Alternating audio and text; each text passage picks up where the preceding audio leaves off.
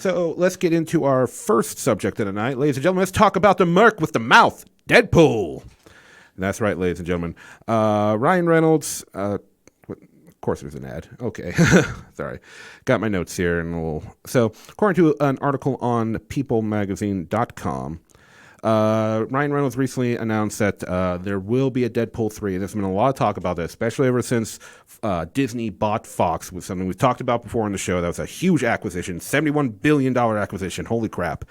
Oh, man, a number like that just shakes me. I don't know about you guys, but man. Anyway, so there's been a lot of talk about it, and here's what Ryan Reynolds had to say on Live with Kelly and Ryan. Oh, man, remember it was Regis and Kathy Lee? That's how old I am. We're working on it right now with the whole team. And he said, we're over at Marvel, which is the big leagues all of a sudden. It's kind of crazy. That's what Ryan Reynolds had to say in it. And it's, I love Deadpool. I don't know about you guys, but I really enjoyed it. And Ryan Reynolds he really embodies Deadpool, and he was really, he worked so hard to get that movie out. And of course it was a success. I still remember the short film, which was like a CGI animated short film they did with Ryan Reynolds voicing Deadpool, which they just copied and put into the live action film. Oh, it was just like so cool to watch, and Ryan Reynolds do his Deadpool voice. Oh my God. So I'm excited that Deadpool 3, they're finally starting to get things underway. They're very early stages, right? Don't misunderstand. They don't even, from what I can tell from what the article gives us, they really haven't even finished writing a script. This is very early stages. They haven't started writing a script, or they're in the beginning stages of starting to write, of kind of come up with a story and a plot and writing a script. But they haven't even got people in the costume and started filming. This is very, very early, very, very early stuff. Now, writers Rhett Reese and Paul Wernick told Entertainment Weekly in October about whether or not things were going to be R-rated. And they said, Marvel has promised to continue to let us play in the R-rated Deadpool universe. But he said that we're all still figuring it out. So this is exciting, but we need to go over a few things here. So once again, I'm excited for Deadpool 3. I really enjoyed the first one. I think it was just like this really total spin on the superhero genre, the way only Deadpool can do, just the way his intense, gratuitous, bloody, potty mouth humor, and in the way that only Ryan Reynolds can deliver it. Once again, so much praise to Ryan Reynolds. And it makes you wonder. We've had some characters, throughout these movies, appear.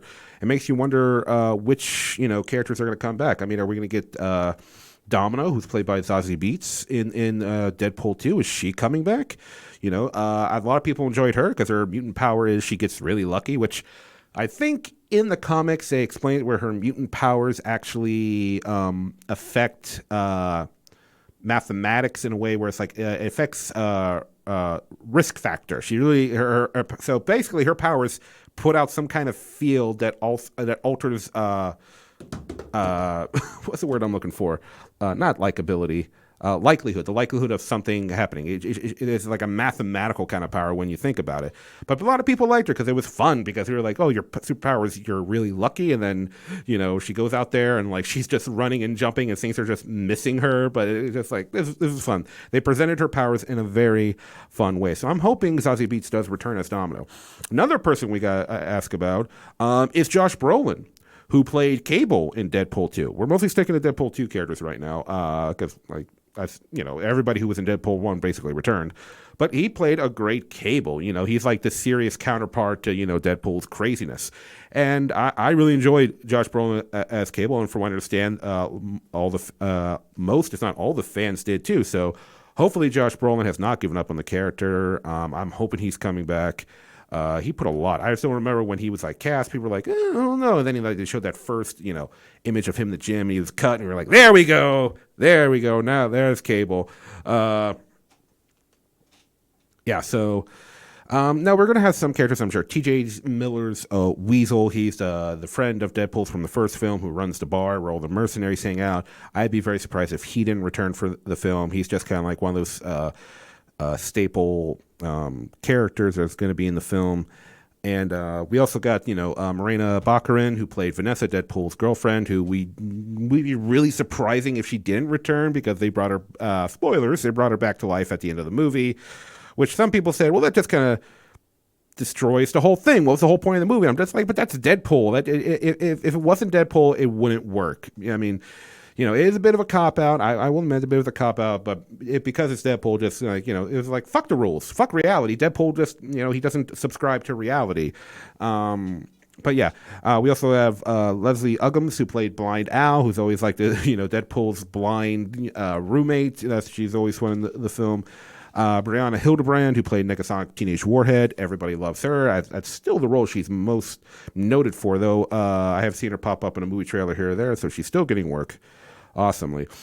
So yeah, which characters will return? I'm hoping everybody will return. Like, there's so many like fun characters that Ryan Reynolds' Deadpool plays off of, and that's what really makes everything work. How he plays off everybody and what new factors they're bringing in for him to play with.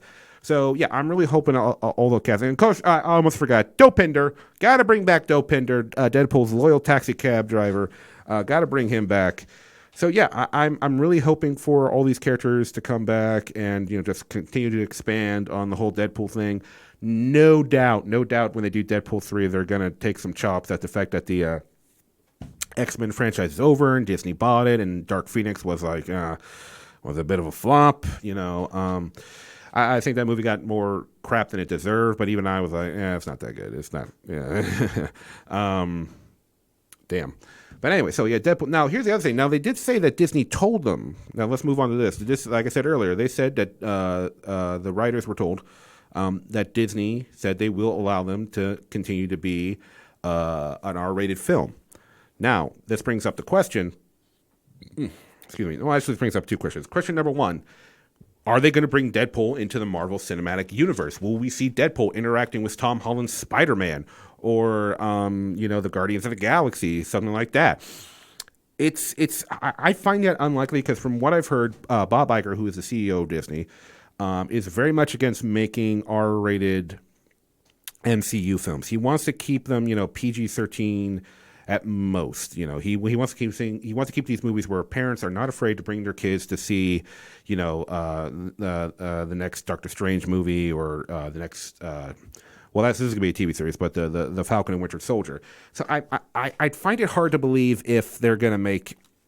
If they do bring him into the Marvel Cinematic Universe, which I think a lot of fans would love.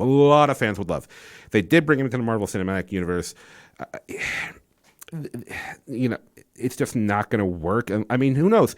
Bob Iger could change his mind. They might be able to convince him, like, hey, man, no, if we do it like this, parents might be okay with it. Like, or they could do it like this. Have Deadpool's solo films be R-rated, but if he's doing a crossover with, like, say, once again, Spider-Man, because Spider-Man and Deadpool have had plenty of crossovers in the comics, have that movie be PG-13, but, like, play with Deadpool like he gets bleeped.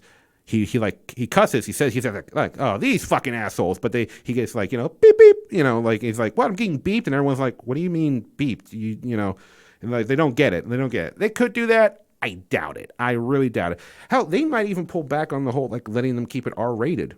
They might change their minds, ladies and gentlemen. I mean, who knows? It's Disney. They can do what the hell they want. They pretty much own everything at this point. But yeah, so this is going to be the interesting part. Like, what are they going to do? Is he going to be in the MCU or is he not going to be in the MCU? All right. Anyway, let me know what your thoughts are. Tell me down in the comments which of the previous supporting characters you definitely want to see back. Are there any supporting characters you don't want to see come back? And do you think Deadpool will become part of the Marvel Cinematic Universe? Let me know what you're thinking down in the comments. Hey everybody, hope you enjoyed that clip. If you want to see a full episode, I live stream every Thursday night on Facebook right after I see the movie, or you can tune in to the Revenge Online Radio Network every Friday morning at 9 a.m. If you enjoyed the show, please consider contributing to the Patreon, patreon.com/PO Vincent.